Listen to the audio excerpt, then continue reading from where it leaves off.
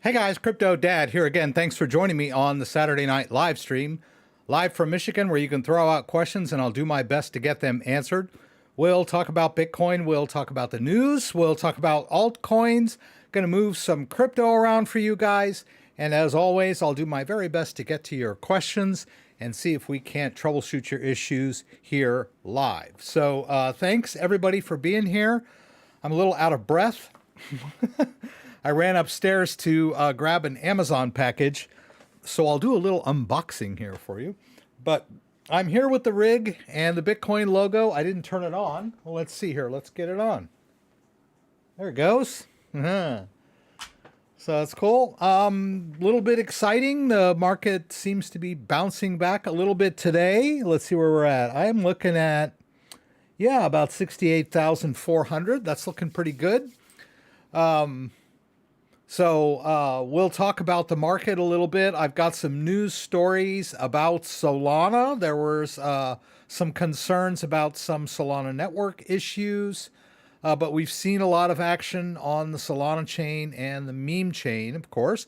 Or the meme coins, right? And I'll be talking tonight about tax preparation, what you need to do if you've got crypto and you've made some gains, at least in the tax year of 2023, right? We're talking about doing your taxes by the 15th of this month, but of course those are all the transactions from the year 2023. So if you sold crypto and you made a profit or a loss, you need to account for that on your tax return. Actually, the IRS doesn't care about your losses because that means they might owe you money. They care more about your gains because you're supposed to pay taxes on those. Those are called capital gains. So, but transferring crypto back and forth is not taxable. So we'll talk a little bit about what you need to do to get ready for tax day. And I'm also going to attempt to install a new wallet and play around a little bit with the Base network, which is a second layer Ethereum network. I'll see if I can get to that. But I want to thank everyone for being here. First, I'm going to do a little unboxing here. I think I just revealed my address, but hey.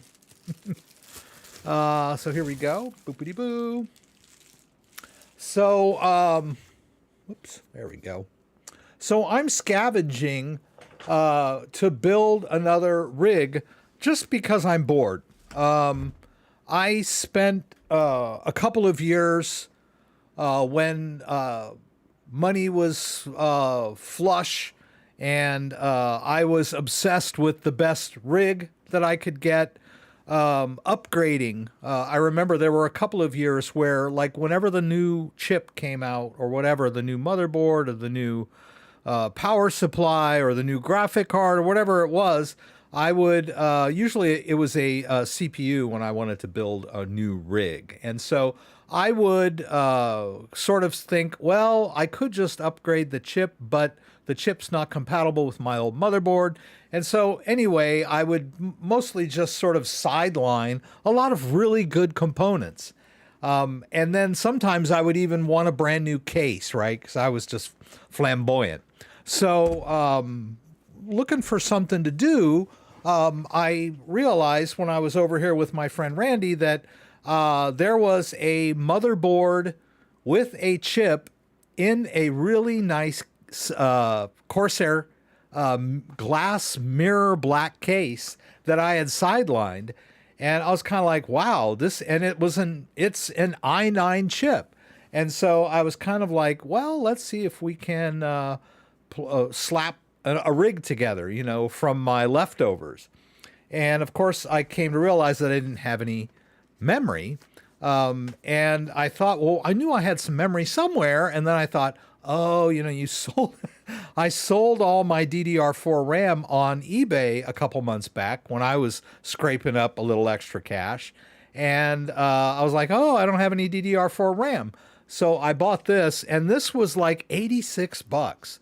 And believe me, I have spent a lot more than that on RAM for a rig. That's 32. That's pretty decent. Let's go over here. Enough about me, really. But yeah, let's go over here real quick. And let's take a look at what I'm working with right now.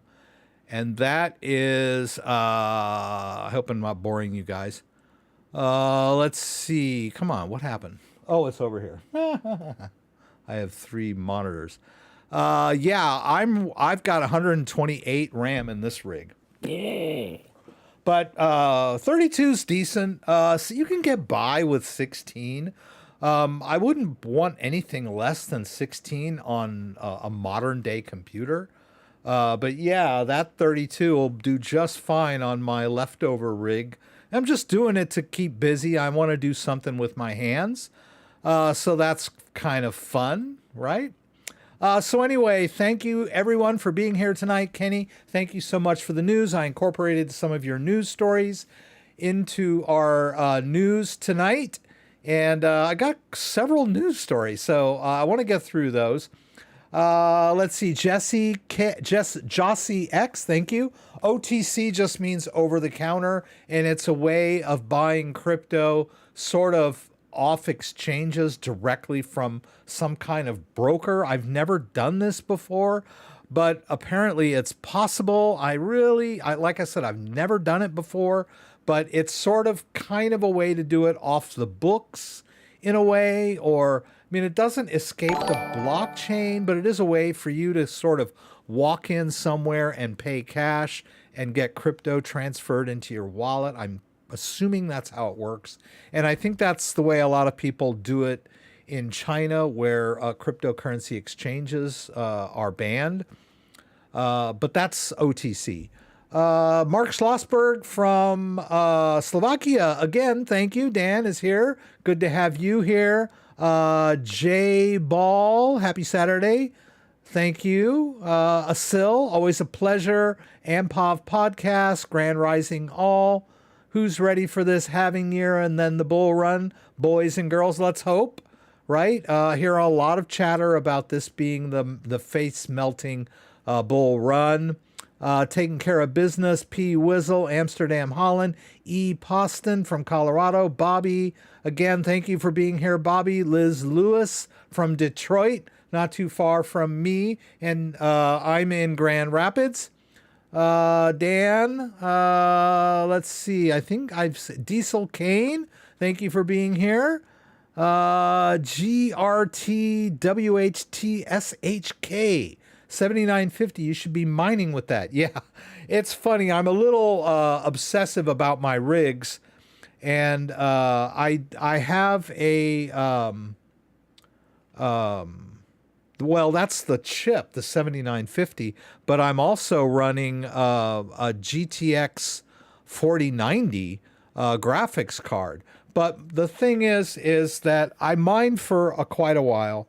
With a little rig, and it's obsessive. It's almost like you can't stand for it not to be running. And this is my go-to work rig where I do my video editing and my YouTube broadcasting and whatnot. And I would rather not have that rig or this rig be a workhorse doing mining, right, in its idle time, because it wears the components out faster when you're making it run all the time. So yeah, it would be a sweet rig for mining, but I don't do that. It's just my, the rig that I use on a day-to-day basis for my work and stuff. I have a secondary rig under the table here that has a pretty decent GPU in it. I think it's a 2090. I can't remember, but it's a nice rig. It's also an AMD, not a Threadripper. And then this other one over there, that's the i9. I'm going to see if I can resurrect. So yeah, I love playing this kind of stuff. All right, here we go. Let's jump into the news. Before we get to the news, I would like to also show you that I've got a little shout out here for Andreas Antonopoulos. and another YouTuber called Connor at Crypto Empire. And I've got a link to Andreas's recommended video for this week. I had one that I recommended last week by Andreas, and then I have one that I recommended from Connor. The one from Andreas is, are hardware wallets secure enough? And I mean, this guy is my hero. You know, a lot of you guys, you know, say, oh, you're CryptoDad, we really like your step-by-step tutorials on and your style and everything. You know, we always come to you when we want to know how to do stuff and that. Well, if you need crypto explained, if you need hardware wallets explained, broken down, this is the guy, Andreas Antonopoulos, who wrote the quintessential Bitcoin and Ethereum books, Mastering Bitcoin and Mastering Ethereum, and also Mastering Lightning Network. This guy is, you know, he's a crypto god. And I highly recommend you guys watch this video where he explains the entire thing about people's conceptions of hardware wallets and are they secure, and you know, am I doing enough? And anyway, I don't want to get too off track, but I just love this guy. And Connor has a great tutorial on using the Base network, very detailed, man after my own heart. So I wanted to link this video. We'll get more into that later, but I did want to point out that I've done a couple of tags on some other YouTubers tonight, and I highly recommend that you watch these videos. They are linked down in the description below. Let's jump into the news without too much more ado. Bitcoin price bounces at 66K as BlackRock adds U.S. banks to Bitcoin ETF. Well, this was yesterday, April 4th, and you can see that Bitcoin is currently at 68,434. Well, I think it was that yesterday or the day before, and then it kind of dipped back down. So we might still be consolidating, but not too shabby. If you remember, we had a 69,000 all-time high set in November of 2021 that was only recently broken. So, and for the last couple of years, we all talked about that high of 68K. Would we ever see it again? And, you know, we've blasted past it. And now we're sort of consolidating around that. So I can't complain. We shouldn't complain. I'm not going to go too much into this article. It's linked down below. I'm a little behind because I was spouting off about the rig I'm building. So let's go over to the next story. This was a day or so ago. Solana price falls amid network congestion as Wormhole plunges after airdrop. Wormhole is a new Solana token. It's not a new service. Wormhole has been around. It is a bridging service, and if you had used Wormhole to bridge between, say, Ethereum and Avalanche, or Avalanche and Terra, I mean, there was a couple of things you could have done that qualified you for this airdrop. Unfortunately, I couldn't. I knew that I had used Wormhole before, but I was not able to qualify. I guess I didn't connect the right wallets or whatever, or it's been so long since I've done it. I don't know. But yeah, and Wormhole had this airdrop, and then the price plunged. But it sort of got caught up in this entire sort of FUD over network congestion on the Solana network.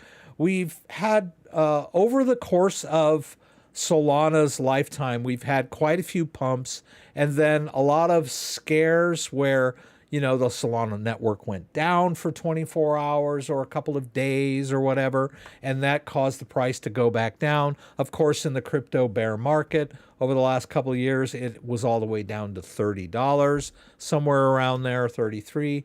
And it recently just broke 200 maybe around 220 within the last week or so. But then we got hit with this other scare of, oh, now there's network traffic and some transactions are failing. So there was quite a bit of a dip in Solana itself and also a lot of coins on the Solana network. Jupiter was down 14%. Of course, the meme coins got hit pretty hard. But the Solana network and the meme coins have since sort of turned around a bit. Solana is still around 178. It was down to about 175. So it's still not back up over 200 yet, but it is kind of bouncing back. So you might want to check this article out. But then the next article that Kenny sent me, today's news, and this is today's article, is talking about why Solana is so great, and it's a great buy, and how it might keep going up. So and this whole thing about Solana network issues, that's really a quality problem when you think about it. It was the fact that there were so many people using the network, and there was so much excitement around Solana that it got a little bit overloaded. And yeah, it's kind of bad when a network gets kind of pushed to its limit and has a few hiccups. But it's great news that everyone's using Solana, right? So it's kind of a good news, bad news thing. And also the Phantom CEO defended Solana amid the network woes. Phantom creator Andreas Antonopoulos referred to the Solana network as a victim of success. I think he kind of holds the same opinion that I do. Phantom creator Andreas Antonopoulos has shown support for the Solana network amid the recent transaction failures on the network. Antonopoulos is considered one of the most influential thought leaders in decentralized finance. According to a post on X, the co-founder, some critics view the ongoing congestion as Solana's flaw, yet it stems from the ecosystem's rapid growth, which has increased demand for block space. Antonopoulos stated that performance issues are technical challenges, not consensus mechanism flaws. So another testimony to the resilience and success of the Solana network. Let's see here. This might be one of the reasons that crypto's pumping today. Coinbase was just cleared in a lawsuit over crypto transactions.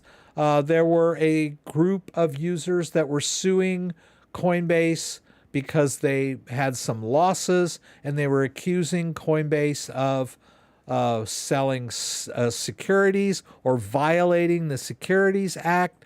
It seemed to me to be kind of a case of sour grapes. I mean, the crypto ecosystem is sort of a buyer beware system, right? It's outside the normal sphere of mainstream finance. And so for people to sort of treat it like, oh, I used your platform and I lost money, is disingenuous in my mind. I always thought this lawsuit was, a bunch of BS. But apparently Coinbase has, due to their user agreement, what are they? Where disputes, plaintiffs logged claims. They have Coinbase's user agreements, right? They were very specific about the risks involved with using Coinbase and sort of spelled out what what was to be expected of the user and Coinbase. And of course, these changed over time. And by going through all these over the years, the court decided that, they should clear Coinbase. I don't know if it's completely over, if this is like the end of it, or if it's just a small victory. But it's good news for Coinbase, right? That's probably why things are pumping a little bit. I've got all these stories linked down below in the description. You saw me scrolling around in there a few minutes ago. This is where you can see all of our news stories linked to those YouTube videos I was talking about, and then stuff we're going to do tonight. And of course, affiliate links. I've got affiliate links for Coinly tax software and CoinLedger tax software. Be appreciated if you are interested in these services. Use my affiliate link. And crypto hardware wallets, right? Like I said, please watch that Andreas Antonopoulos video about hardware wallets. It really kind of, you hear me rant all the time, but he talks about the balance, you know. A user came to him and said, hey, I have this hardware wallet, but so-and-so said the best, most safe hardware solution was, you know, a Faraday bag and an offline computer and, you know, just all this really advanced components into, you know, creating this ultimate crypto wallet. And Andreas was like, you know, those kind of people that set those kind of standards are scaring people away from crypto and pushing them towards centralized exchanges because they set the bar way too high. And they're also setting up people for failure.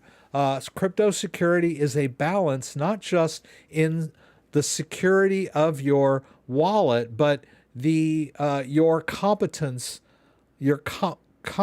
level, pardon me, of your understanding of crypto and crypto wallets. So if you're trying too hard to focus on security, you're going to increase your risk of losing your crypto, not because your wallet wasn't secure, but because you tried to implement a solution beyond your technical expertise and then ended up losing the crypto you were so worried about getting stolen by some nefarious hacker out there, when really it ended up being you that lost the crypto.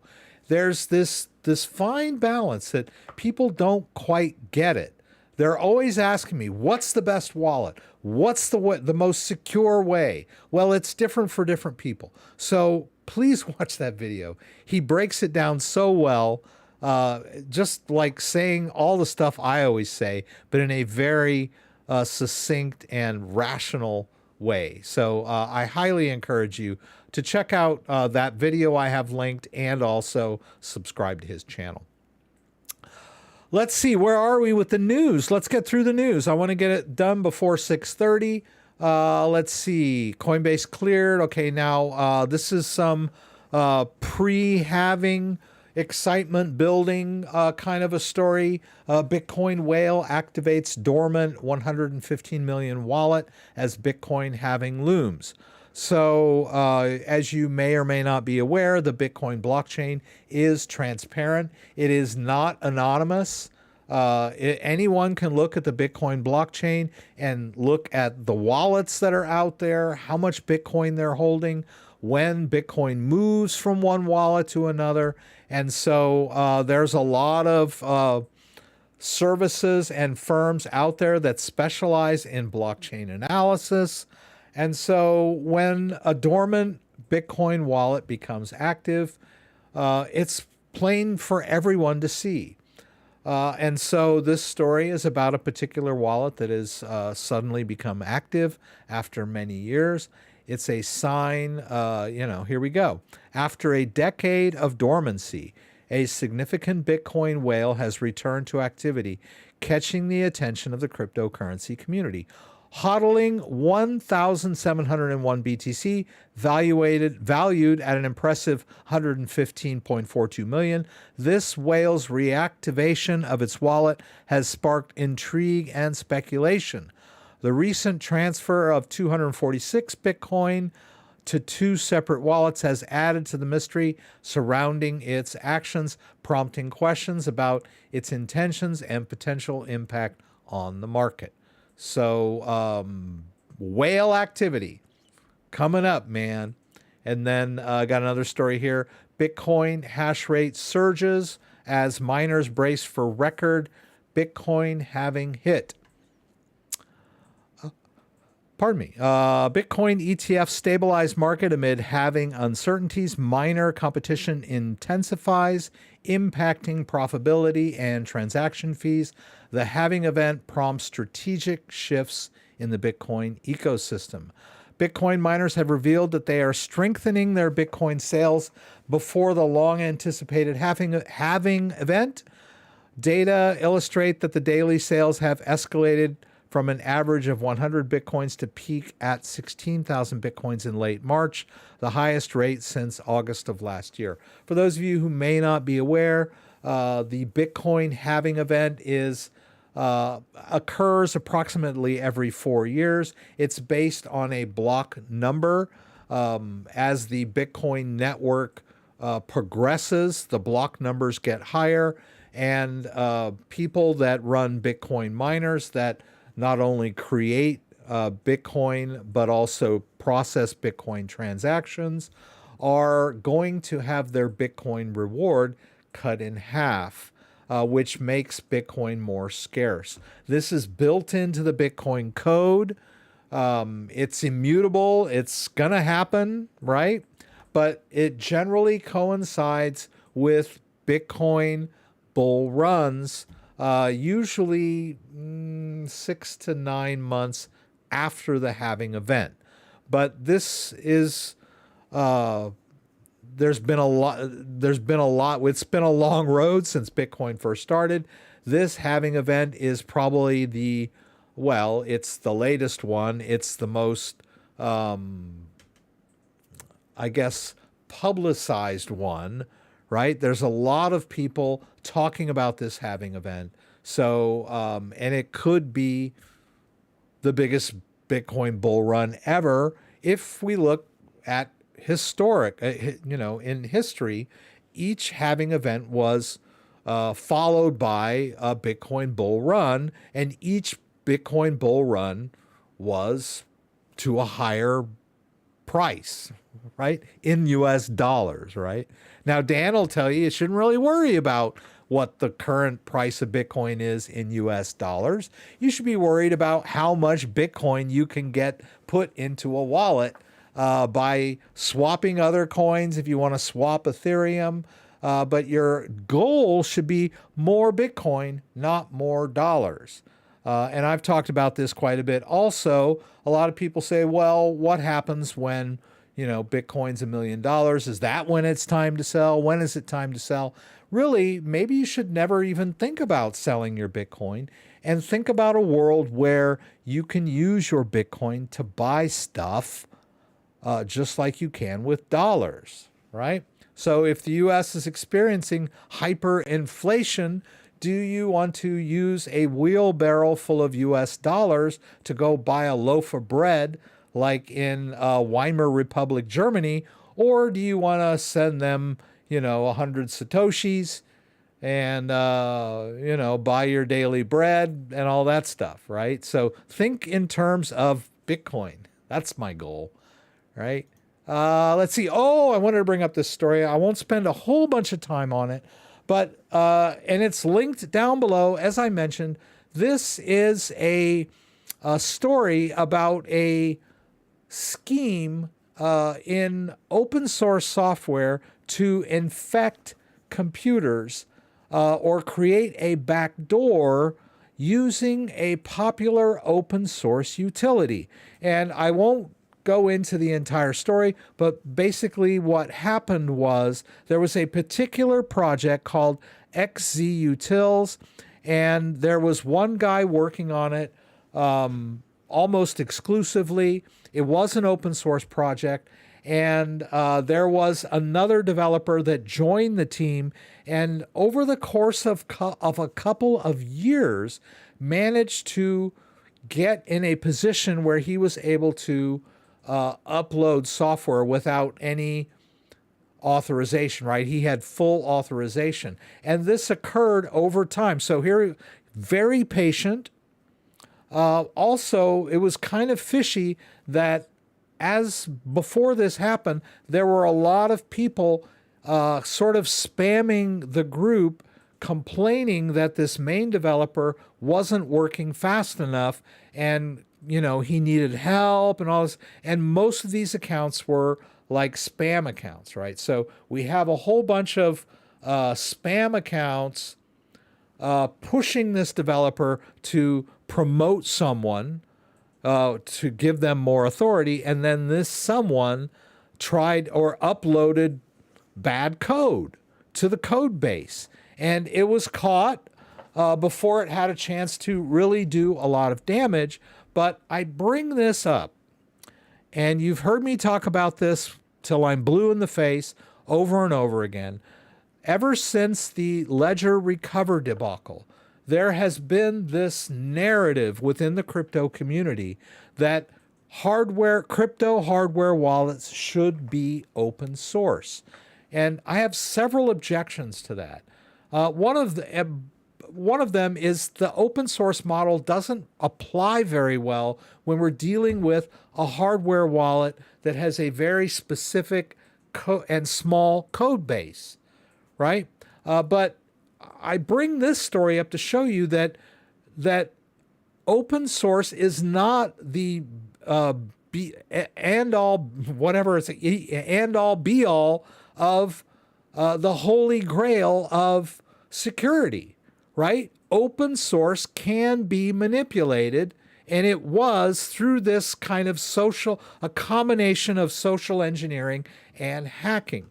So all these people that say, oh, Ledger sucks because they're not open source, are taking the open source concept and putting it up on a pedestal and scaring a lot of people away from Ledger, which is a really good hardware wallet, because their model is secrecy. So I'll tell you, Microsoft Windows is not open source. Mac OS is not open source. Mac iOS is not open source. Why? Because they're proprietary. They're companies. So their software is an in-house thing. They don't want other people copying it or introducing bugs. It's a closed system. And Ledger has based their hardware wallets on this model. It doesn't, just because it's not open source does not mean it's a bad model.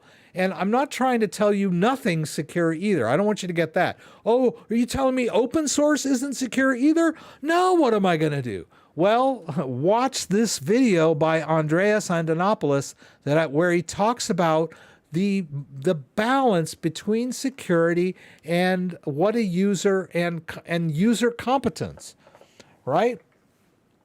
So I just have a real problem with all these people on Reddit that I don't really care that they're banging on Ledger so much. I mean, it wasn't the best decision that they could have made to provide this recover service, but it doesn't mean that they have a bad wallet.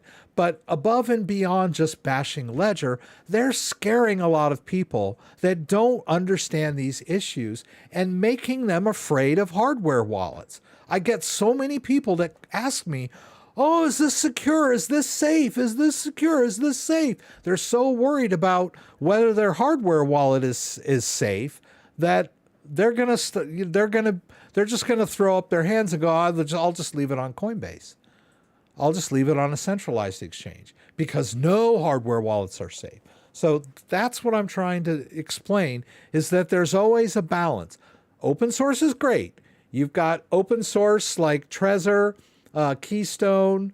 There's a lot of wallets that have open source component to their system, but real security comes with a secure element chip that is not open source. It is proprietary and secret. And so Ledger has not only a secure element chip, but also a non-open source code base, but that's the way it's always been. That's what they based that as their business model. And the idea is you don't know what their code runs because it's proprietary. They don't want everyone to know what their code is. And the device itself is tested by third parties. Anyway, I'll get off that soapbox. Let's see what we got here. Grayscale ditches Cardano, is ADA dead now thanks to Wall Street? So it's basically a story about Grayscale dropping ADA out of its basket of cryptocurrencies because of their yearly performance.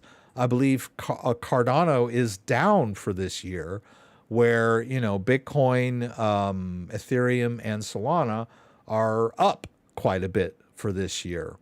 It's not all bad. I mean, Cardano is a great blockchain. They put a lot of thought into it. They have a lot of scientists, computer scientists, coding people that are very smart. They are not, it's not that glamorous, right? And you can stake Cardano and unstake immediately, which is a really cool feature. But price-wise, performance-wise, it's kind of been underperforming in 2024. And so I don't know if you think it's a good time to buy Cardano. Maybe it is. I don't know. It's down, right? And then I didn't get a chance to link this story because I ran out of room in my description. I can only put 5,000 characters in there. But I'll go ahead and just link this in the down in the chat window, if I can find it. Yeah, let me just put this in there. Paste. Yeah, that's a cool article. We've talked a lot about Zach XBT. He's an internet blockchain sleuth who has a very popular Twitter presence, Twitter account. He does a lot of research, exposes a lot of hacks and things like that. But in this particular article, he's complaining that he's getting on the verge of being harassed by the IRS for his help. What they need his help for the kind of things he does. They're not expertise at blockchain analysis, and he feels that he's kind of being harassed by them to help. Right. And he's like, hey, I don't mind helping people, but I don't like being coerced by the IRS. You know, I'm not going to like work for you guys to track down scofflaws. Right. He's trying to help the entire community by exposing fraud and hacks mostly. Right. But interesting article. Right. When you have an internet presence, you draw attention to yourself. Right. Looks like we're a little bit up. Okay, so I am going to see if I can get caught up in the chat real quick. Thank you so much, JDO and Dan, for being here, answering questions. I very much appreciate you guys, as always. Scott is here. Good to have Scott here. Everton Blue, why is Solana the preferred method? It's down so much. I think we kind of covered why it's down. And it's the preferred method because it's fast and cheap compared to Bitcoin and Ethereum, right? That's the, you know, too long to read, too long don't read, whatever. So yeah, I mean, if we go to CoinGecko and we look, Solana's number 5. So we have Bitcoin, Ethereum, and Tether, which doesn't really count because that's not that's a stable coin. It's not something you invest in. And then BNB is big because Binance is big. And then you've got Solana, number 5. So by market cap, it's, you know, it's a contender. And then, yeah, and it's faster and cheaper to use than Ethereum. And it has smart contracts. You can have DEXs and things like that. So yeah, Solana. Okay, Scott's here. Good to have you, Scott. Someone was spamming. Thank you for removing them, Dan. I appreciate that. Use the crypto stacks. I have not received my stacks. Thank you, the Bagman, for subscribing. Thank you for the donation, Asil, which I saw earlier. I think I didn't get a chance to thank you. I was blabbering away and I forgot to thank you, but I'm thanking you now. Thank you so much. Let's see.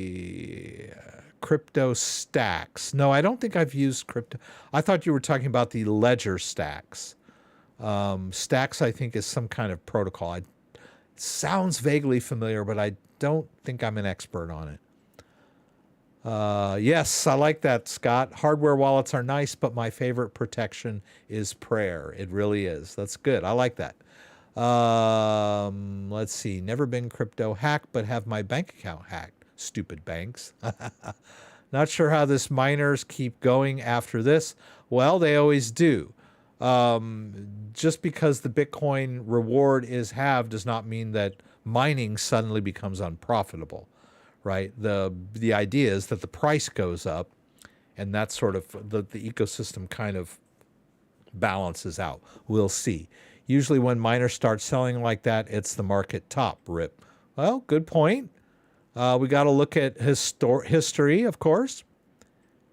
Let's see here. I guess Diesel is asking something about hardware wallets. Can I send crypto to another account within Ledger Live, or do I have to send it to an exchange and then back to Ledger Live account? Oh, Diesel, no. You can send crypto back and forth between accounts in Ledger Live, even if they're associated with different devices. So I've done several videos on managing multiple devices in Ledger Live. So when people think in terms of, I have crypto on this Ledger device and I want to send it to this Ledger device, it's okay to think of things like that, but logically, these are not the wallets. These are the keychains for the wallets. But you can think in terms of, I want to send an account that is, an account that is associated with this private key over to another account that's associated with this private key. And you might think in terms of moving the Bitcoin from this device to this device. And you can do that however you want to think about it from within Ledger Live. You can set up an account in Ledger Live that is based on one Ledger device, and then you can set up another account in Ledger Live that is based on a different device. It just depends on which device is connected when you set up the account, because that's how Ledger Live sets up accounts. It reads the private key from the device and generates a public key to create the account. And let's see. I'm going to see if I can do this. Let's do this. Multiple. Okay, so I have, that's not what I'm looking for, doggone it. Oh, I'm in live. Okay, let's try this again. Multiple. Okay, yes. Okay, here's one right here, and this is Master Your Ledger, managing multiple wallets in Ledger Live. So 2 or more Ledger Nano devices in one copy of Ledger Live. That's kind of the quintessential step-by-step on how you set up accounts within Ledger Live based on more than one device, and how you move from one account to another. And you do have to sort of juggle the devices in a way, but you don't have to. Let me link this story for you, or link that video for you guys. But for example, suppose this account was from Ledger B, right? And I wanted to send from Ledger A to Ledger B. Well, you could go to Ledger B and receive, and you don't need to have Ledger B connected per se. You can just skip the hardware check by saying, I don't have my device, and getting the address, really. You don't have to do that hardware check every single time, even though it is best practice for a new user. But if you've got Ledger A attached, then you would just go back over to the other account, which would, it would have to be a Stellar account, and do a send. I'm using the same account as an example, but you get the receiving address from one account and then just go to the other account and do a send to that address. Well, this one's not going to work because it's the exact same address of the account. But that's the idea, right? It's very easy to transfer crypto between accounts in Ledger Live, and they can even be associated with other devices, right? Now, these two, I've got two Ethereum accounts here. I could say, oh, okay, well, I've got some Ethereum in Ledger or Ethereum main. I want to put it in Ethereum H. So I can go over to Ledger Ethereum H, hit receive, and then get the address. I skip the hardware check there, and then just go back over to account main, or what you might want to call account A, hit send and paste in the address of the other account. And then you can send crypto back and forth between your accounts. That's the whole idea of crypto wallets, is that you can send crypto to any crypto address, right? You don't have to send it back to the exchange first and then withdraw it from the exchange to the other account, right? That's the whole beauty of crypto, is that you can send from wallet to wallet, account to account, from person to person. I can send crypto across the room or across the world with equal ease, right? So yeah, of course, you can move crypto back and forth between your accounts. Easy peasy. Do it all the time. I think most of the big dogs say BTC be money. It's not fast enough, not going around chipping off pieces of gold to buy things. Yeah, there's one of the complaints is that Bitcoin is not as fast as maybe the credit card system, which can process much faster, and then not as fast as Solana, that sort of thing. They are working on scaling Bitcoin with the Bitcoin Lightning Network and that kind of stuff. But yeah, I've heard that argument too. But you know, we can look at crypto as being an entire ecosystem. And where there is one deficiency, good developers can come into the ecosystem and create a new coin that has that's faster and cheaper, and might replace Bitcoin at some point, might not, right? But I could right now, I could probably have no problem paying for a cup of coffee with Solana. It's dirt cheap. It might cost me, you know, if I wanted to send somebody $5 worth of Solana for a cup of coffee, it'd probably cost me a penny in Solana transfer fees. So, I mean, that's out of the box, ready to go right now. So we'll see, right? Bitcoin will be used for large transactions in the future. It won't be used to buy a loaf of bread. Yeah, well, that's a good point, right? You keep cutting in and out every few seconds. Am I cutting in and out? Is there a problem with me? Am I cutting in and out?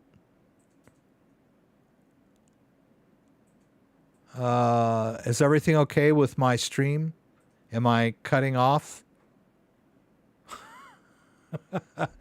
If I am, tell me. I don't know if there's anything I can do about it, because once I'm live, I can't really disconnect and reconnect, which I normally would do. Yeah, if you have both devices connected at the same time, Ledger Live will get confused for sure. Yeah. I'm good. Thank you, Dan. Okay, good. All right. Okay, thank you. Liz Lewis, do you know how to use XRPL-X address format? I'm trying to send to Ledger X. Let's see what you're talking about here. XRPL? Not really sure what you're talking about here. It's another crypto, another network. It might not be compatible with the Ledger Live. I've been helping someone over the last week or so who sent some coins to a network that he was not familiar with. He had bought the coins, and then when he went to withdraw them, they ended up where he did not expect them. The name of the coin he was dealing with was this thing. And apparently it has its own network. Let me see here if I can show it to you.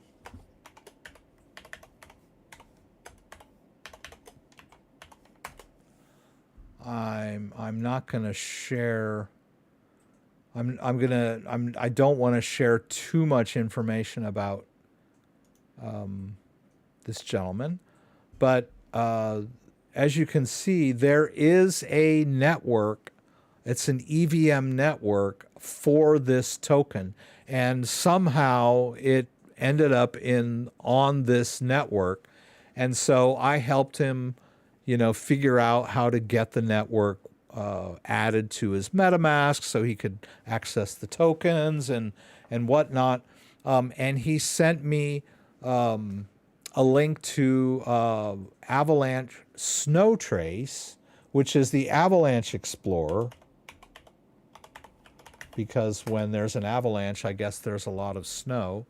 So I was able to see the transaction on Snowtrace, and that helped me figure out where it had ended up. But what I wanted to point out about this particular issue that he asked me about was that I only saw one transaction on that chain that we ended up getting access to through MetaMask. One transaction that had a lot of money at stake. A lot more than, someone like me would want to lose, right? Different amounts of value and money, or however you want to think about it, matter differently to different people, right? If if you pull in a couple million a year, 10 grand is not a whole lot, to relatively speaking. If you make $30,000 a year, then 10 grand is a lot of money. But I looked in this wallet and he had transferred like the entire amount from wherever he withdrew it into that wallet. And once we went through everything, I was kind of like, it's best practice to do a small test rather than just this giant transaction. Now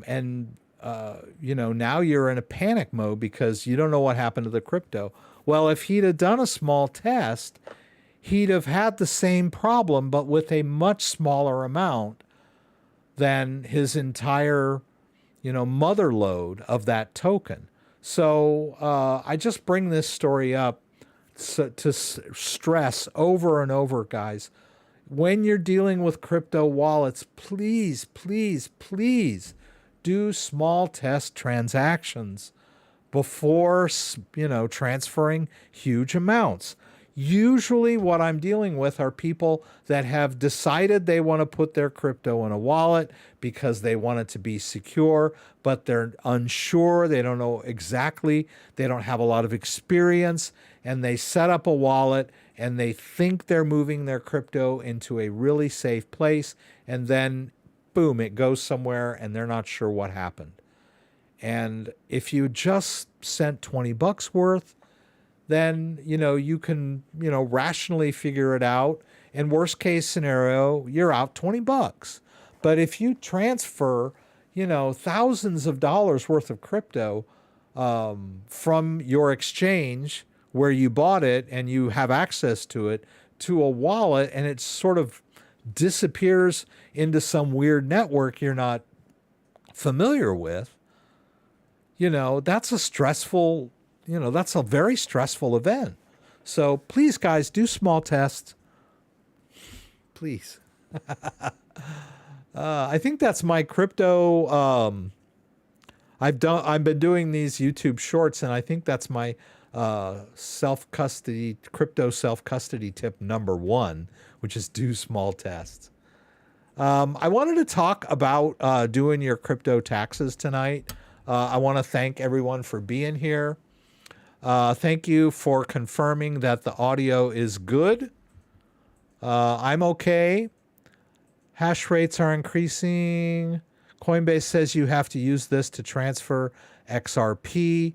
You can withdraw XRP to a wallet. All you have to do is set up an XRP account.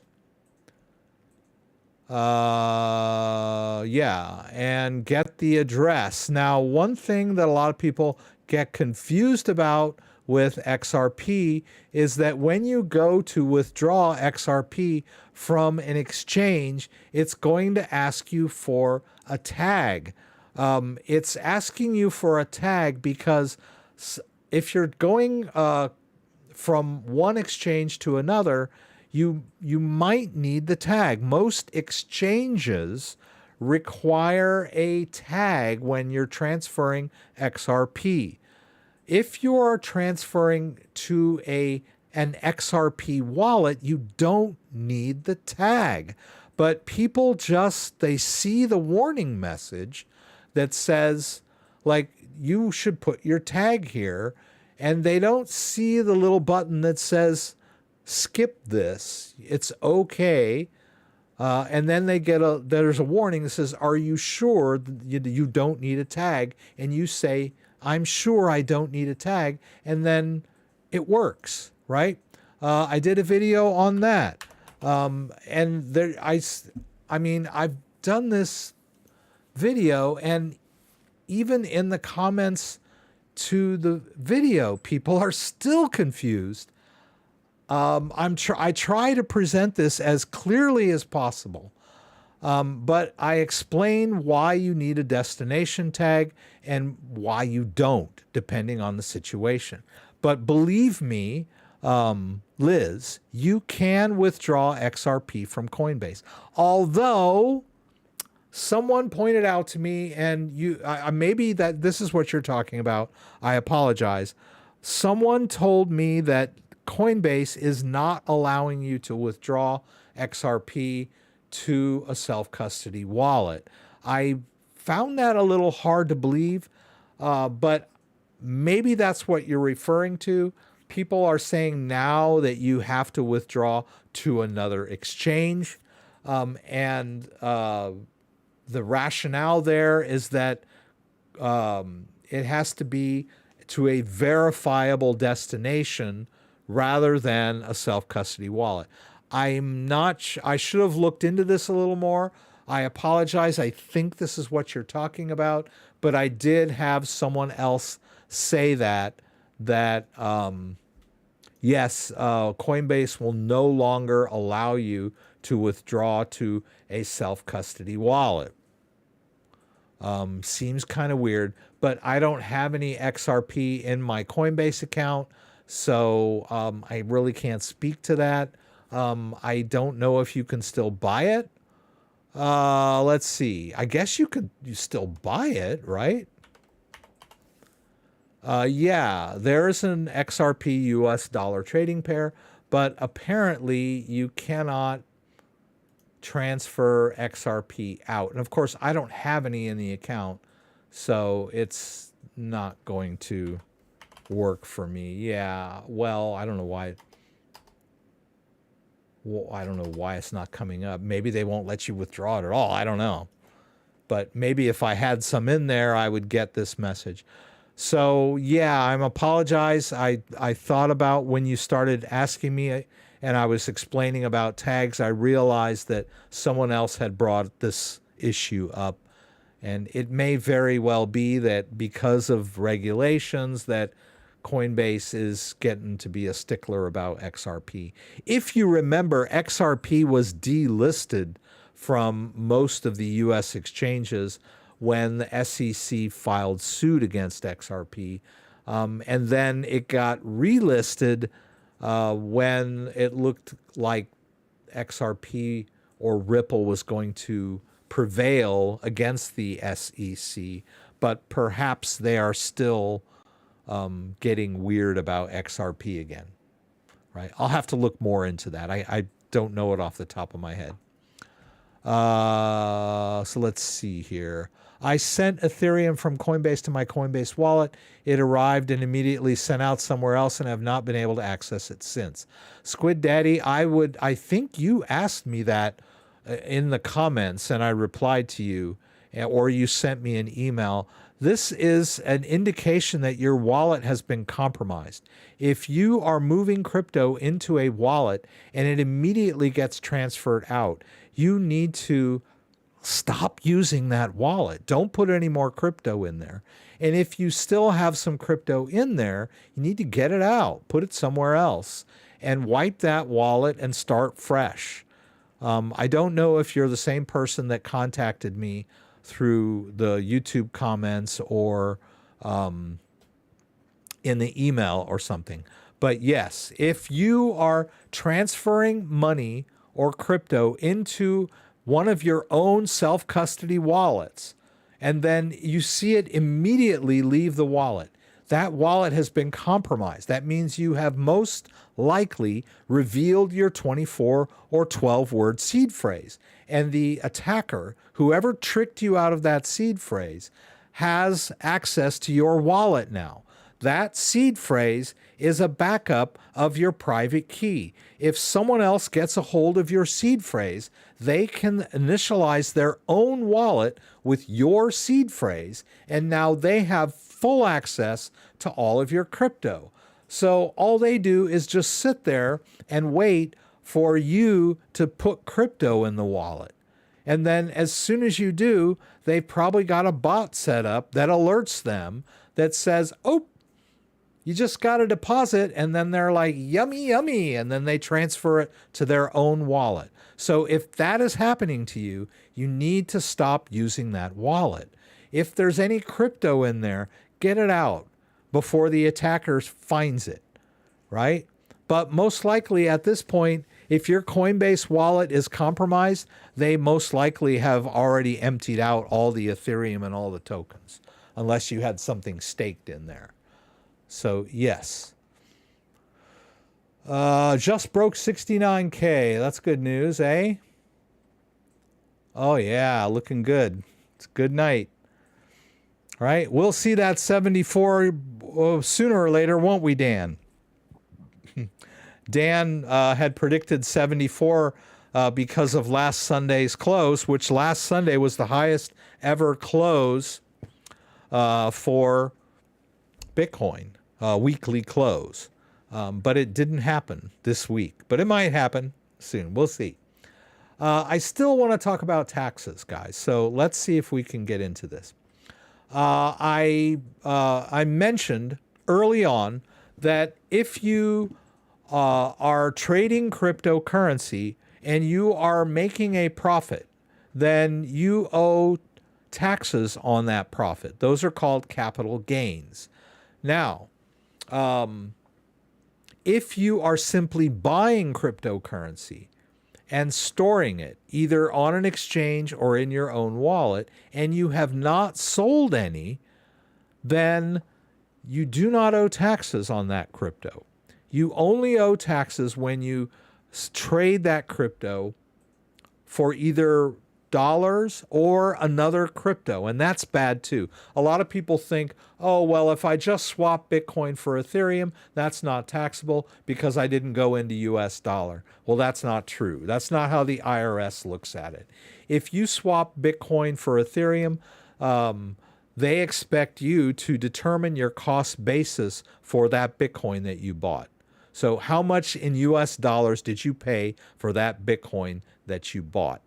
And when you bought that Ethereum, what was the dollar basis of that? And did you make a profit on that deal, or did you have a loss on that deal? If you had a profit, that's a capital gain, and you have to report that on your tax forms, right?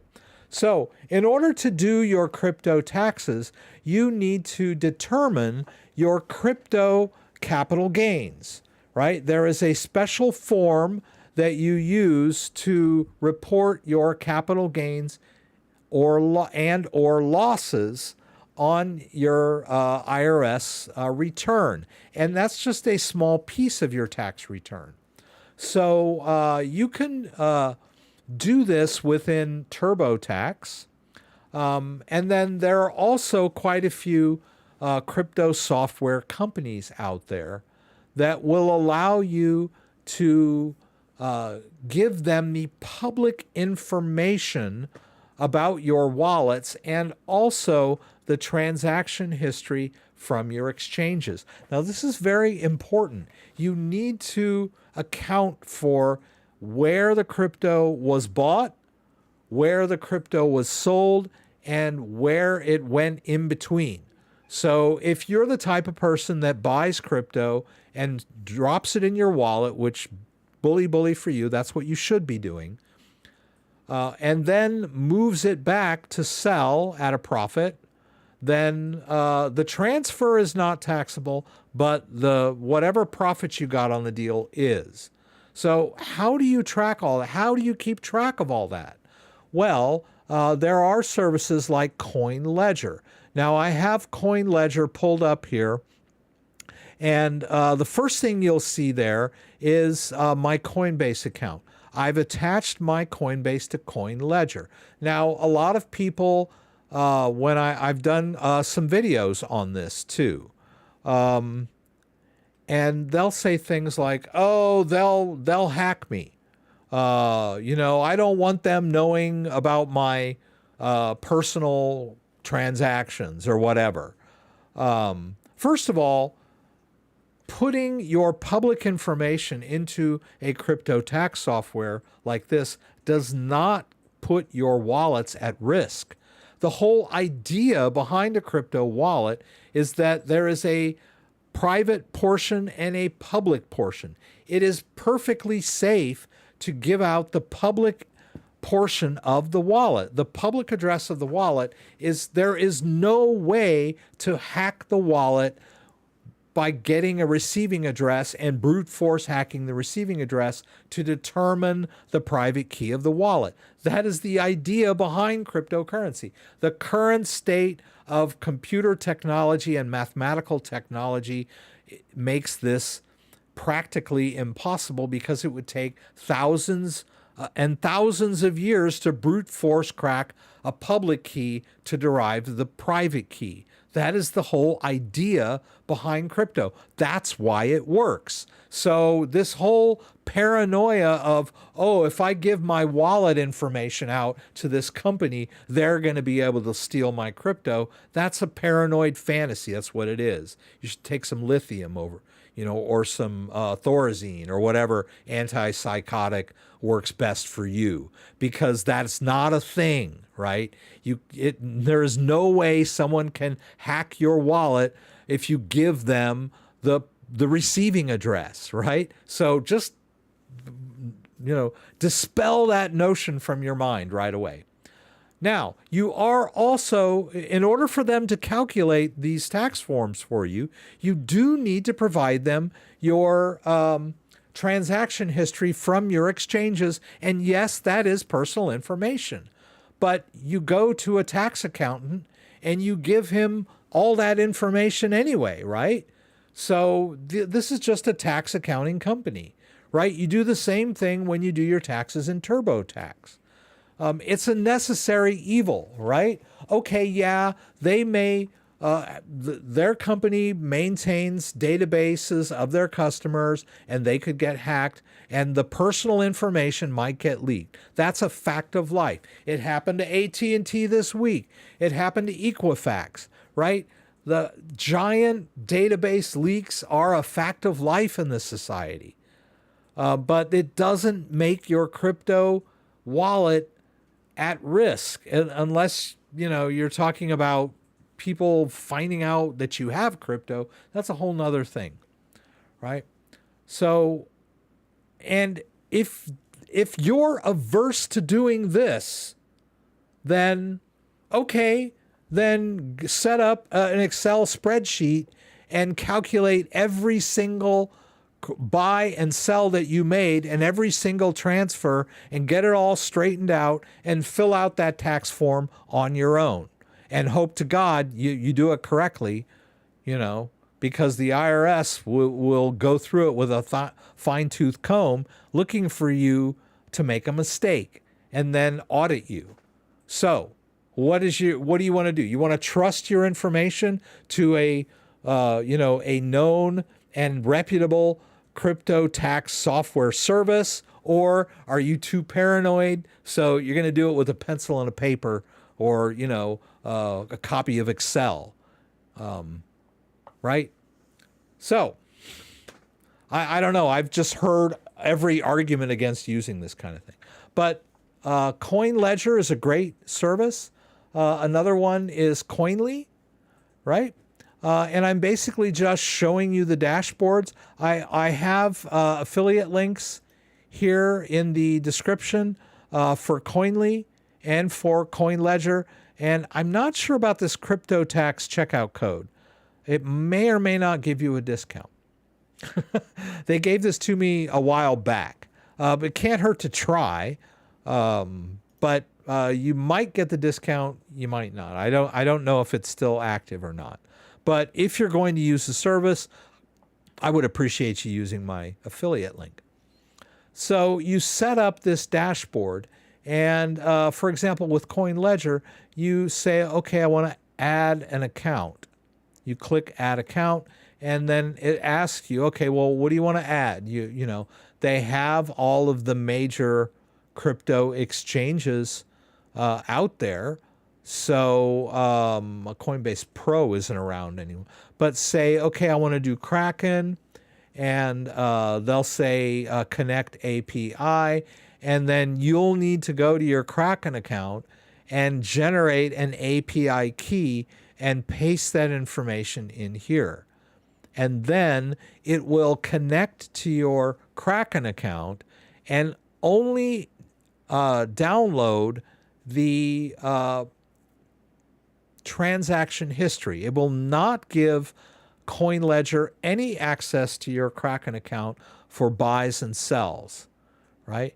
They also have a guide here which will walk you through step by step exactly what you need to do to create the API and all of the tick boxes that you're going to need to set up so that it's protected, that it's a view-only access to your transaction history.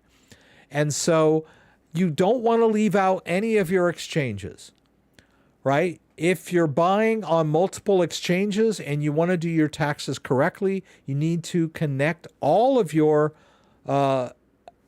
accounts, all of your cryptocurrency exchange accounts. Wherever you're buying and trading, selling your crypto, you need to connect them all. Otherwise, the picture will be incomplete and there will be, transactions will kind of be hanging and it's not going to look nice, right? There's going to be like loose ends. I guess there's a term for it, but and in addition to that, now, okay, before I talk about wallets, if all you do is trade crypto on exchanges and you don't use crypto wallets, you're basically done. As soon as you attach your accounts, if all you do is Coinbase, well, as soon as you connect your Coinbase account to this service, boom, it's all there. It's all they need, right? If you use two cryptocurrency exchanges, Coinbase and Kraken, then you connect your Coinbase and your Kraken, boom, you're done. Now, the complicated thing is if you take my advice and store your crypto in your own wallet. Now, as I mentioned, putting crypto in your own wallet is not a taxable event, but you need to account for it in this interface. So if you buy a bunch of Bitcoin and then you move it into your own wallet, you need to include a link to the public address of that wallet so that this software can verify that it was not sold, it was stored, right? If you just have a Bitcoin withdrawal going nowhere, they figure you must have sold it, right? And then capital gains get calculated. So if you're putting your crypto into a wallet and then moving it back, those transfers need to be accounted for in this system so that you won't get taxed for withdrawals. Hope that's clear. Right? So you have to connect all of your wallets. Let's see if we can connect this Bitcoin wallet. The last one was 2023. I think if I do this, I can resync. Now, this is kind of a test account, but basically what I did, and you can see it's importing all of the latest transactions. When you set up a wallet, let's say, okay, I want to set up a crypto. I'm just trying to find kind of an obscure crypto. Okay, let's say, okay, well, I own Bitcoin Cash. I have Bitcoin Cash and I put it in a wallet. Well, it's going to ask me to recommend it. They just give me the address of your wallet, right? That's it. All you got to do is go over and get the public address of your wallet, right? Just like I did with this. You get the receiving address of the wallet. And let's do XRP. I think whoops, I don't know what that's all about. Oh, I think they're talking about that the Bitcoin got synced up, right? So there, now you can see the latest transaction was April 3rd of 2024. So it's all up to date. So all of these deposits and withdrawals need to be accounted for if you're going to do your crypto taxes correctly. Otherwise, there'll be something hanging and you're going to get charged capital gains tax on crypto that's sitting safely in your wallet. You don't want that, right? If it's in your wallet, you need to document that, right? So, yeah. And so let's do that. Let's do XRP. Let's do XRP. Okay. Oh, I don't have an XRP. Let's do it this way. So we'll add XRP. Okay. So it says, let's do an auto import. What's your address, right? So we'll go back over here. We'll grab our XRP address from our wallet. As you can see, it's practically empty, right? We'll go back over here. We'll drop in that address. And we'll say connect wallet, and it will import all of those transactions into your account. Boom, there it is, right? So you need your history of your trades and sales, your purchases, your sales from your exchange, and you need your wallet information if you're moving your crypto back and forth between your wallet. And then this software will go through and calculate all of your transactions, figuring the cost basis based on the date and the time that you made your purchase and the date and the time that you made your sale, which is painstaking for a human because crypto prices change by the second, right? So instead of you trying to figure out your cost basis for hundreds of transactions, you can use a service like Coin Ledger or Coinly to calculate all of this for you. You just have to give them the information, all your public wallet addresses and the exported transaction histories from your exchanges, right? Yes, it's private information, but it's either do this or do it by hand. Another option would be you can use TurboTax to do crypto taxes, and they can help you, but they're pretty much going to need the same information, right? So you can do it online if you want to. You can do it with like limited help, or you can upgrade for like one-on-one personal support, which is pretty good. And another option is a tax accountant who is familiar with cryptocurrency. We talked to Crypto Laura, I think, last year. We talked to a couple of tax accountants that are familiar with crypto. Now, they don't, they said, don't say I'm an expert. Don't say I'm a crypto expert. I don't know what they don't want to. They don't want to get into the legal trap of being crypto experts, right?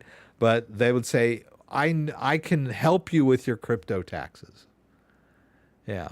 So if you're concerned about your privacy, then you can go to a tax accountant who has his own office, and then, you know, you can export your cryptocurrency exchange information manually to like a CVC file.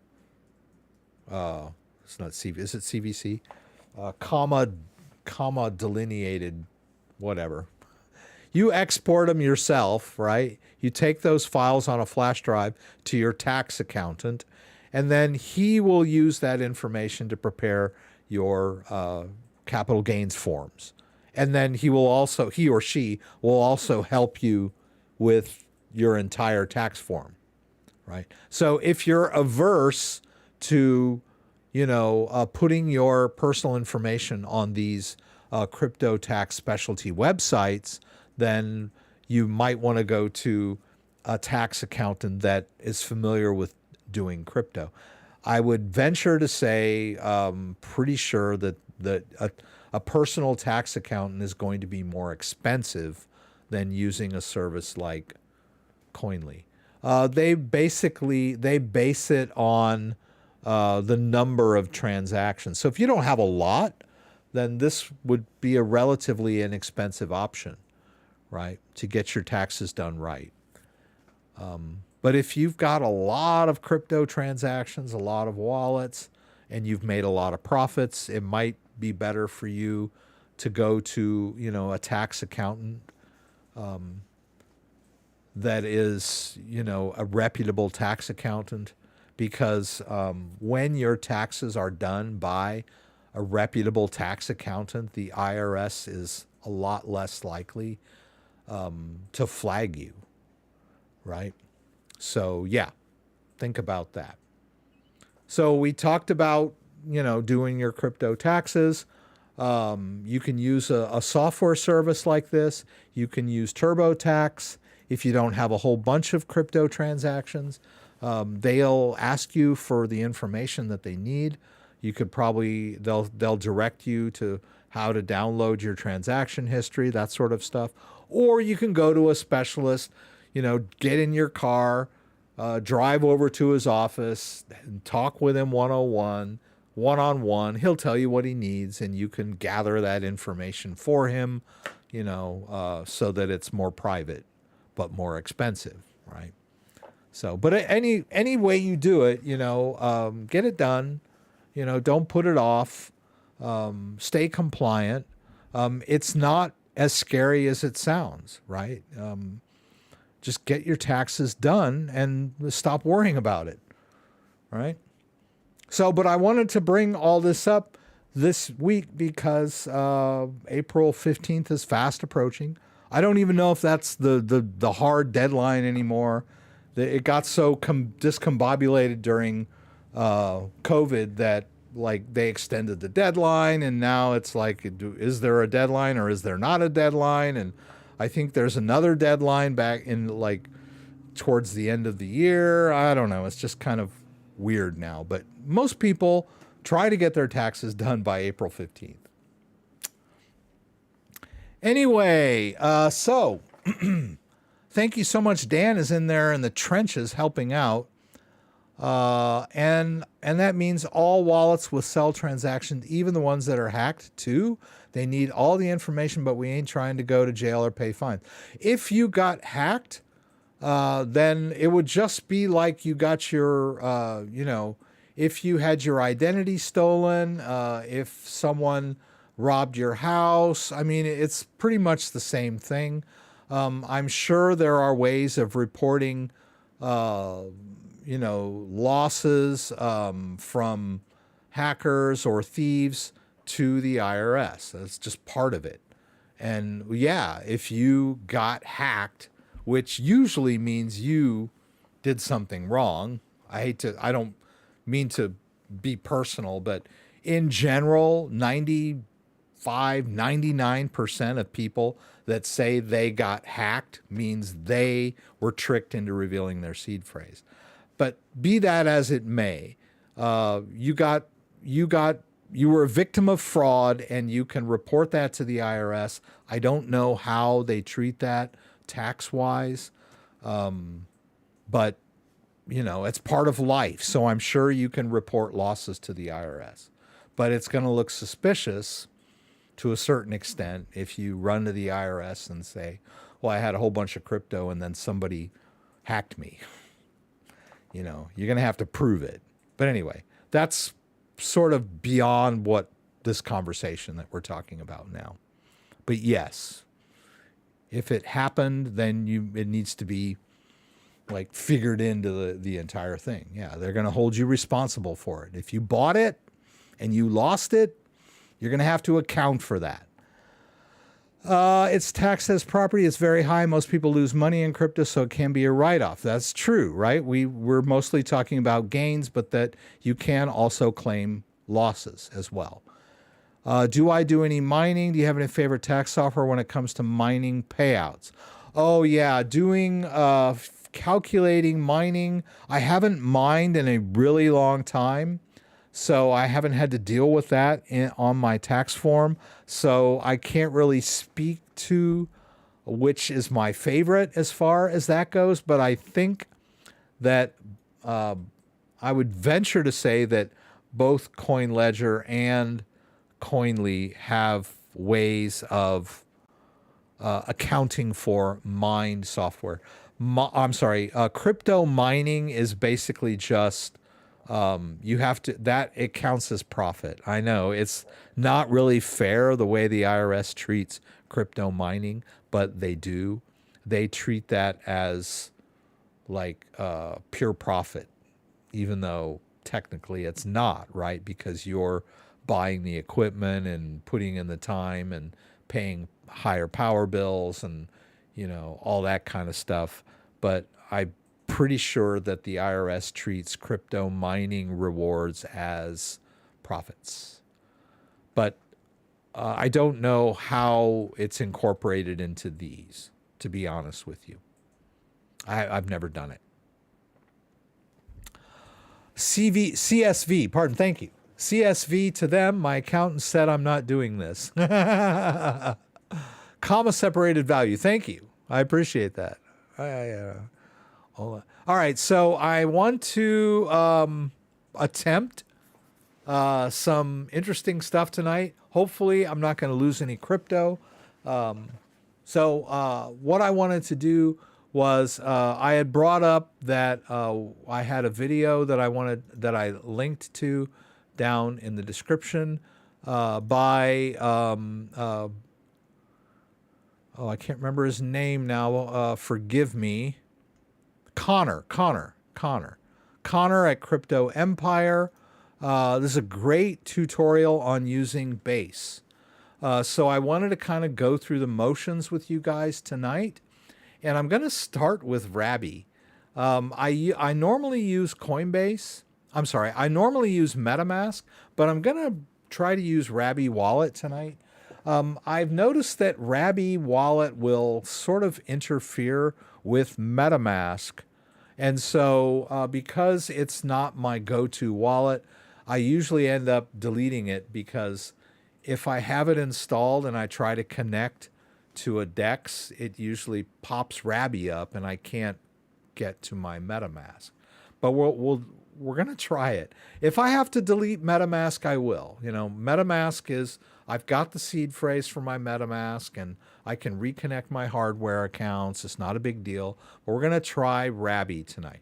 So let me give you a brief overview of what you need to do to trade on the Base network. You need to set up a wallet. You need to set up the Base network in your wallet, and you need to fund that wallet by using the Base bridge to move Ethereum from the Ethereum chain into the Base chain. Now that's going to cost us some Ethereum fees. to do that. But once we've done that, we're going to have the Ethereum will be in our base network wallet, and we'll be able to do trading cheap and fast, right? We were talking earlier about, using more efficient chains. So the base chain is built by Coinbase, right? So here's another thing to confuse people that use Coinbase, right? We've already got the Coinbase wallet that confuses people that use Coinbase because they don't know where Coinbase ends and their Coinbase exchange account ends and where the Coinbase wallet begins, right?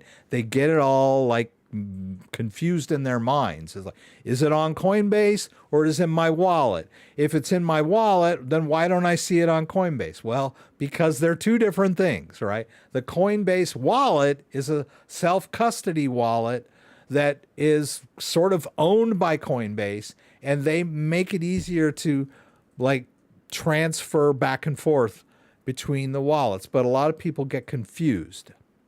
So now we've got Base, which is a Ethereum layer 2 network built by Coinbase that's going to make people even more confused. Well, I'm not going to make it so confusing by using the Coinbase wallet to do this, but you probably could. I'm going to use the Rabi wallet, right?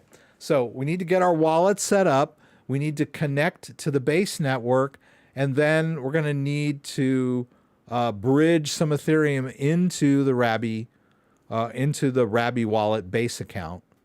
And then, we're also going to connect our ledger to the Rabi wallet.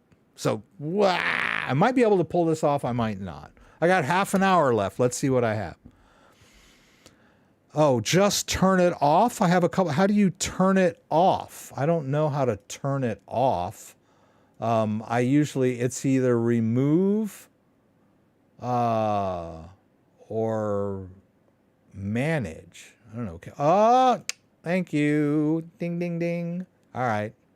Yay. See, you learn something new every day. All right. So we won't worry about MetaMask, and we don't have to remove it either. We can just turn it off and on. Boy, that really helps. I usually just delete them. All right, so let's go. Let's go with Rabi. Let's do download for Chrome.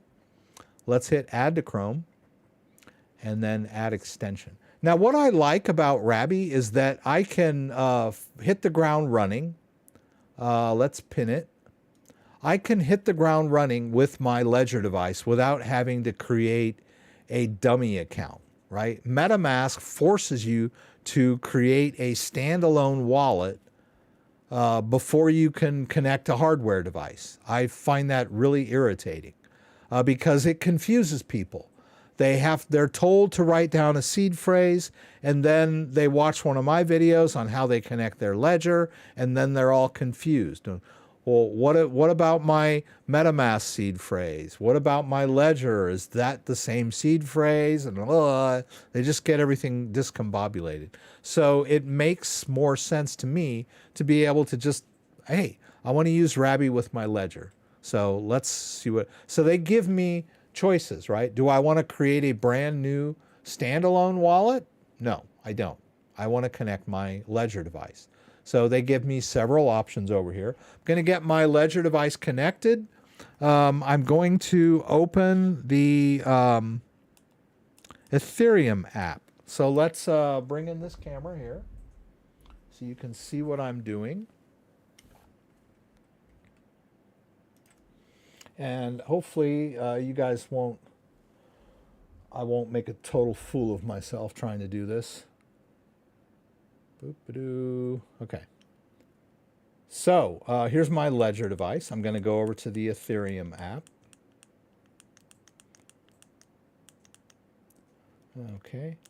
Now Rabi might be compatible, I might be able to use the Avalanche app or anything. I'm not going to worry too much about that. All right, so let's pull this down. They've got a lot of choices for hardware wallets. That's really nice, right? This much more powerful and flexible than MetaMask.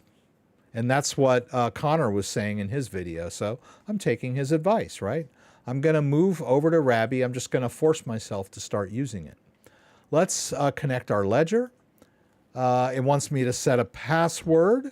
All right, I'll do that.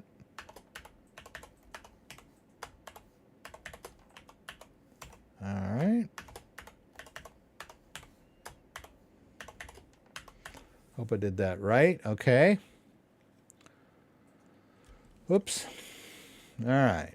Let's see. Let's hold our breath. All right. So it says plug in a single ledger, enter PIN, open Ethereum app. Okay. I did all of that, right? I have the Ethereum app open.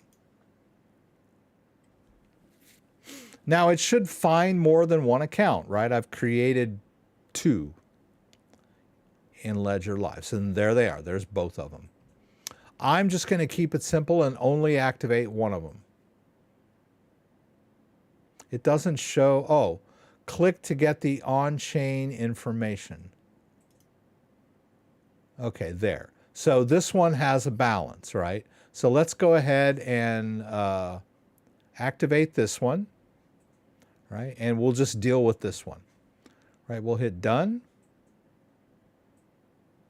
I don't know what this is. Oh, okay, I see. All right. Right, so I've added one of these addresses into my Rabby. And I'll leave this at Ledger, oh, well, let's just call it Ledger X. All right. And then we'll hit done. Okay, now I've got the Rabby wallet. I would like to make it, I don't know how to make this one full screen. No. Okay. Ooh, that's where I can go add more. Okay. Yeah, well, I'm going to be bumbling through this, guys, so bear with me. All right, so we've got an Ethereum balance, and we can also, I think I can just look at the, oh, that's kind of nice. I can look at the Ethereum balance. I can look at my ERC20. And then I can also look at the Optimism chain, Polygon chain. I guess it's all here, right? There's not huge balances in this wallet, but I did put some Ethereum in this wallet earlier so that we could bridge it, right? I'm going to turn off the camera for a second because my arm's getting tired. All right, now we need to set up the base. Let's see. Yeah, see, I've never done this before. I think he said it just shows up. Is that's Chronos, okay. So I think if I bridge that it's going to show up. Let's see, right? So we're going to do a small test first. So I need to get to the bridge. And so I need to connect my wallet here. So I've never used Bridge before either. So I want to connect my Rabby wallet.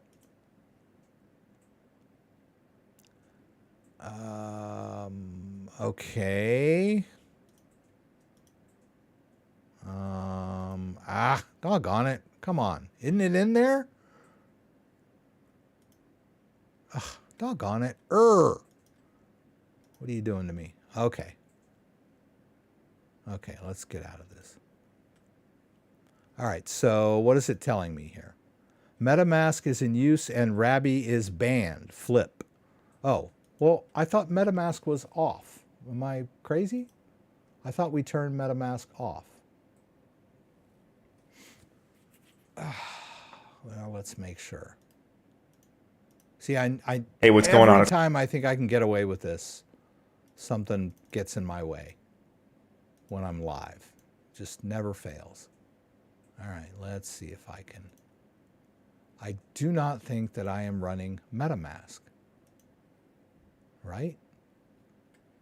All right. What does this mean? Flip? Okay, there, I just flipped it. Okay, let's try this again. All right, so connect wallet and Rabby. And it's not going to do it for me. Okay. Access your wallet right from your favorite web browser. Yes, that's what I would like to do. What am I doing wrong? Please help. Okay. Get Rabi. I've already got it. Come on, guys. Give me a break here. This sucks. Crap. Come on. It's already in there. It's just not cooperating with me, is it? Okay. This sucks. Oh, well, I guess I'm not going to be able to do this for you guys. Okay. Okay. Refresh. Okay. No, it's still not seeing the wallet. Rabby. Finally. Okay. Okay. I don't know what I did different that time, but it popped up. Okay, so I want to connect. Now, I might need to authorize this on my device as well. So let's get that one ready to go. All right, so let's hit connect. Okay. Okay, so where's the Ethereum balance? That's the right address.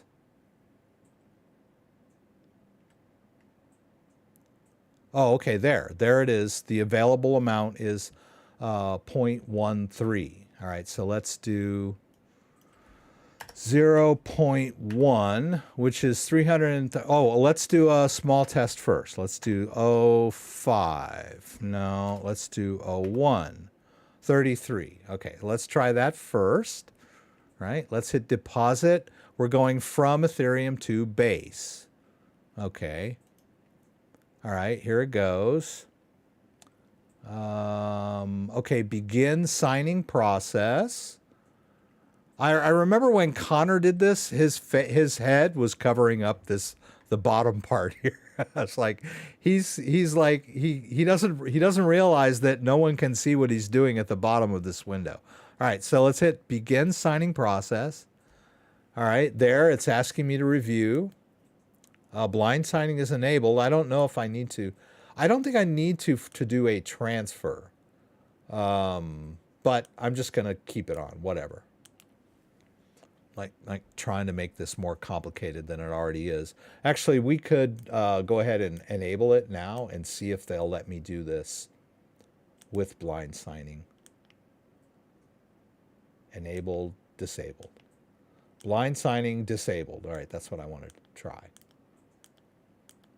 Okay. All right. Now we can view this on Etherscan. So my question is, once I've done this, is it just going to show up in the Rabi wallet for me, which would be nice. All right, so there's less on the Ethereum end of things. And how do I switch networks? I'm a little, is this Base? No, that's Chronos. What is this? Pulse? Okay, so I'm not sure how to add a new network. Lido, no. Wow, it sees everything else. Anybody got any hints for me? Bridging is still expensive, but what I do to save time is send funds to Coinbase Exchange and withdraw to the selected network since ETH mainnet is crazy expensive. That's pretty good, right? Rather than using this base. Just trying to figure out how well, let's do this. Oh, okay. Bridge, base, or connected. Okay, that's good. Oh, maybe it hasn't arrived yet. Maybe that's why I'm not seeing the total balance yet. It's going to take a couple of minutes. Since you installed the Rabi extension while Base was open in another tab, I believe that was the issue. That's why the refresh worked. Good. Thank you, Fred. Yeah, well, I'm always flying by the seat of my pants. So I think we just need to wait for the transfer to Base to appear in Rabi. Let's turn this off for a sec. Okay, here's the refresh. I would think that at some point the refresh is going to show me like that $30 that we transferred, and it will show the new network. That's, from what I understand, it will just kind of appear once I've a balance on that network comes in. Let's hope. To the same address, right? All we did was move Ethereum from one network to another on the same exact address, unless I screwed something up. Yeah, yeah, well, yeah, you could call this stressful, but it would have been a lot more stressful if I'd have transferred 400 bucks rather than just 30, right? So we'll see. Okay, there. So it showed up now. And so there, the base icon has appeared. And so now we can see I have a balance in the base of 33.67. And it's showing up very nicely. So let's go ahead and move a little bit more. So my intention was to move about 300. Whoops, let's do 0.05. Let's do 0.1. Okay, yeah, I'm pretty sure it's going to work this time. So let's go ahead and turn this back on again. And you'll... One thing for newcomers that is an issue is coordinating between the wallet and the device. A lot of people get confused because they're not paying attention to their device. They'll do something in the wallet and they're waiting for something to happen, and it's just sitting there waiting for user input on the device. And people don't realize that, and they think, what's going on? Why is it just sitting there? Nothing happened, right? So, but let's go ahead and do this, a deposit ETH. We'll get that same window come up. I could adjust the fee, $2.48. I'm not going to sweat that. Let's do begin signing process. Okay, so it looks like I do need to have blind signing enabled for this to work. So let's go back here to settings and let's enable blind signing. All right, let's get back out. And let's try again now that blind signing is enabled. All right, it wants me to review the transaction. We talked about blind signing on Wednesday. I do a stream on Wednesdays as well. Let's click both buttons, accept and send. Blind signing is, it's kind of a workaround because the Ledger device cannot handle certain information from DEXs. There are certain DEXs that are providing more information than the Ledger is capable of interpreting. And so since the Ledger cannot interpret this data, you need to enable blind signing, which basically just says when the wallet sends the signal, you go ahead and enable the transaction, kind of blind, right? You don't see all of the details. But it's still more secure than using a hot wallet. And if you're on a trusted site, then you're trusting that it's a legitimate transaction, even though blind signing is enabled. All right, so now we've got another wait in Rabby. We should see a low balance now, and then over the course of a few minutes, we should see that balance even out, and we'll have a nice little chunk of Ethereum over in the base network. It only took a couple of minutes last time. It didn't really take that long. And so once we've done that, I'm going to use, and Connor mentioned that you should use a site like DeFi Llama. And then DeFi Llama will tell you the DEXs that are available on the Base network. So you can see I've got Base here. I can click Base, and it's going to tell me the available DEXs that I can use. I'm going to stick with Uniswap. I'm familiar with Uniswap. So we just basically log into Uniswap, and instead of using Ethereum, we use Base. And we'll do that in just a second once we've confirmed in Rabby that we've got the transfer into Base, right?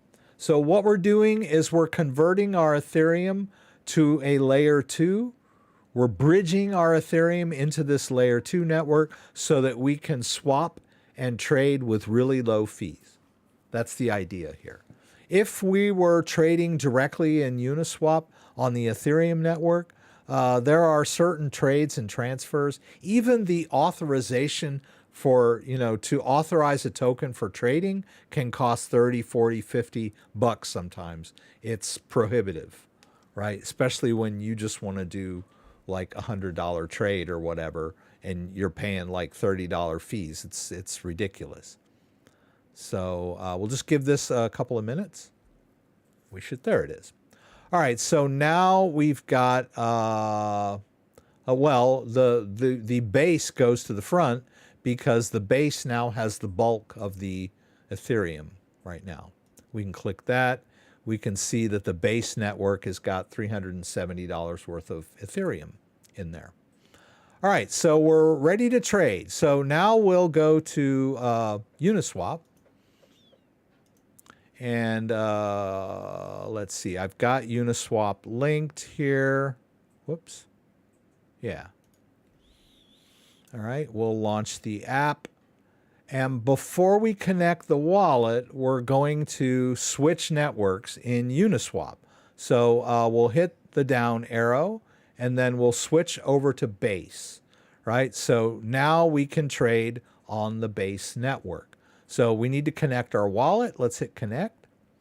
We'll use Rabby. We need to connect here. We'll authorize this. We might need to authorize on our device, but no. All right, so there we can see that's the address. I'm familiar with the address, right? And there's my Ethereum balance, right? If I hit max, well, that doesn't look right. There should be, oh, somehow I went back to Ethereum. Okay. Okay, there. All right. Okay. It sort of bombed me out when I connected, but that's fine. So we've got the hardware device is securing our private key, right? And we have managed to bridge some Ethereum over into the Base network, and we've managed to connect our wallet to Uniswap and switched over to the Base network, so now we can make some trades. So what are we going to buy? What are we going to buy? Let's look down here. We can go to DeFi Llama, which we already, or we could go to Dex Screener. Let's check DeFi Llama and see. I don't use this much. Yeah, I'm not sure about this. Let's do Dex Screener. I kind of understand that one a little better. So basically, let's say, okay, we go to new pairs, and then we say, I only want to see the trading pairs on the Base network. So we click that, and now we can see like the most traded on the Base network. I am not familiar with any of these, so forgive me. But Connor mentioned that Brett and Toshi are, I see, Toshi, can you see it here? Toshi and Brett are pretty big on this chain. Now that video was 2 weeks ago, so you don't know, are they still good or are they not good? I don't know. And I can look here and see that it's a little down over the last 24 hours, but is a little bit up over the last 6 hours. But I'm not going to go into a whole analysis of the coin. I just want to show you the mechanics, right?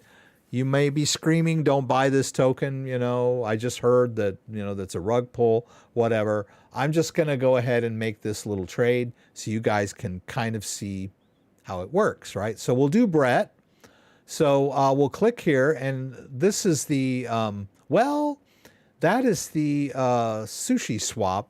It doesn't say Uniswap. Maybe you can't get Brett on, but we'll try. We'll try. So we'll hit Brett, and we'll grab the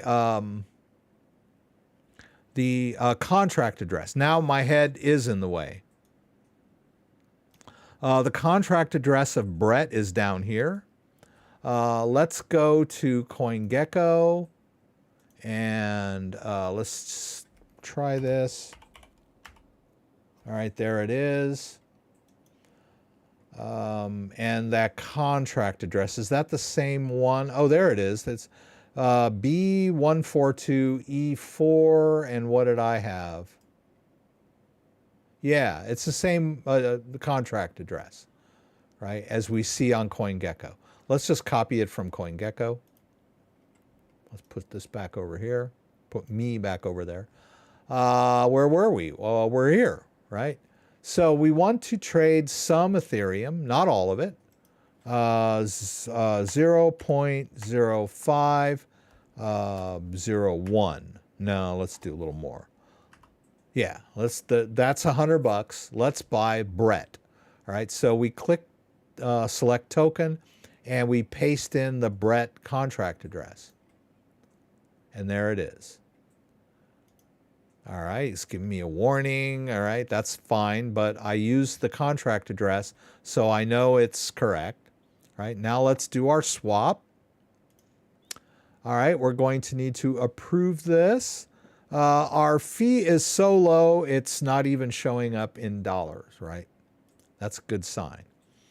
I think we'll see it a little better over here.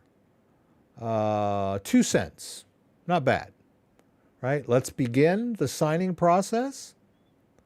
It's going to ask me to review. Blind signing is enabled. Let's hit accept and send. And lo and behold, it looked like it worked. All right, so now we can go back to Rabby. And we should have about the same balance that we did before, because we just swapped one token for another. And there's the Brett in my wallet, and it's got the little base icon indicating that that is a base token, right? Notice here that the Ethereum has that now. So also there's the leftover balance of Ethereum has 90, which is kind of weird. I thought there should be more there. Oh, I remember. There was only like $400 worth of Ethereum. The $600 included other EVM chains. So yeah, I think we had like a little over 300 worth of ETH was in the wallet at the beginning. I didn't really notice how much we paid when we bridged. It looked like the second bridge was only a couple of bucks, but maybe the first one was closer to maybe 6 or 7. I don't know, because it was a small transaction. I'm not going to sweat it that much, but everything appears to look proper, right? So we've got $367 worth of Ethereum and token on the base network. And then we've still got $198 on the Ethereum network, but that includes some ERC20 tokens, right? Oh, and that's cool. I can go like that. Oh, that's nice, right? I can see what I'm doing there. So, you know, you can go over here and check out Dex Screener to kind of dive in. Now, I don't want you to think that this is a crystal ball. You can go to new pairs, and I think it sorts it by volume. I don't know. I'm still not that familiar with this website, but you have to keep in mind that just because a token is being traded doesn't mean it's like a, oh, okay, well, this is a definite buy, right? You got to do your own research. You got to do a little more than just check out this site. You need to go into the token itself. There are also ways you can dive down in there and look at the large wallets that are making the trades. Because these are DEXs, people connect their wallets to these sites. So you can look into the wallets. There are other tools that allow you to, I think it's this one. No, that's not what I'm looking for. Alpha Trace, I think this is the one. All right, so there are tools like this where you can paste in a wallet address, alphatrace.co, and look at the history of the wallet itself and determine whether this particular wallet is he making a profit?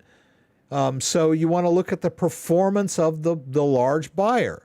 Is he an experienced trader? Has he been trading for a while? Or is it a brand new, a newly created wallet? Could be a pumper or a scammer or a rug puller or whatever doing these trades. So you have to look at more than just the trades themselves. You need to analyze the wallets. You need to go to the website of the project and determine whether you think this has any value to the human race or not. You know, it might be just a meme coin, but even so, I mean, is it funny? Is it interesting? I mean, what are you gonna, you got to do research and don't just blindly buy things. So kind of interesting. Pepe's best friend on base, right? So I know it's a little, I'm not real crazy about that little animation, but looks like he's licking the screen. But anyway, so that's the base tutorial. I hope you guys enjoyed that. We just hit 8 o'clock. JDO, thank you so much for being here. Thank you, everybody, for listening to me. Thank you, all of you who donated tonight. Asil, thank you so much. Let's see, you can see what's going on behind the screen there. Okay. Kenny, thank you as always for being here. Thank you for the news. The intrepid news reporter. I can sort of see you with one of those fedoras with the little press card stuck in the side. Thank you so much for everything you do, Kenny. Thank you, Dan and JDO, for being here tonight. Dan, I look forward to seeing you on Tuesday. Looking forward. Hope things are going good. Let's take one last look at Bitcoin. We've fallen back down from 69, but we're it's 68.9. We're still doing pretty good. Thank you so much for being here, Dan. Thank you, everyone that subscribed tonight. Thank you, everyone that asked questions. Thank you. I had someone, I'm screaming at it, but currently sitting on my hands. Tashi is a meme coin too. Yeah, they're all meme coins. Yeah. But you can go USDC and save fees, then back out. Not sure if they will scalp you on the conversion. Yeah. Thank you for all of the great advice to everybody that was here tonight. And someone else that was Fred McIntyre, thank you for your sage advice as well. I was bumbling into this, but I like to show you guys when I bumble because I think a lot of people that are new and see me bumbling, they see that and they see me working through it. Sometimes yes, sometimes no. Tonight we got through it, and they think, well, if he has issues, then it's not such a bad thing that I do. Remember, crypto is not straightforward. It is straightforward, but it's not easy. It's complicated, and there's a high learning curve, and it's not designed for ease of use. It's designed more for functionality, so you kind of have to adjust your mindset for that. But yeah, I appreciate all of you guys again, as always. We will do this again next week, 6 p.m. Eastern Standard Time. Please join me again for the live stream from Michigan, where you can throw out questions, and I'll do my best to get them answered. If you like this video, give me a thumbs up. If you'd like to subscribe to my channel, I would appreciate it. When you subscribe, there's a little bell that you can click that will allow you to be alerted whenever I post new content. Once again, thanks for joining me, and hope to see you again soon. Don't forget, I also do a an hour-long live stream on Wednesdays, somewhere between 10 a.m. and 12 p.m. Eastern Standard Time. I also post standalone videos that you might find interesting, and I will post YouTube Shorts occasionally, so subscribe to my channel if you want more of this great content. Hopefully, I will see you all again.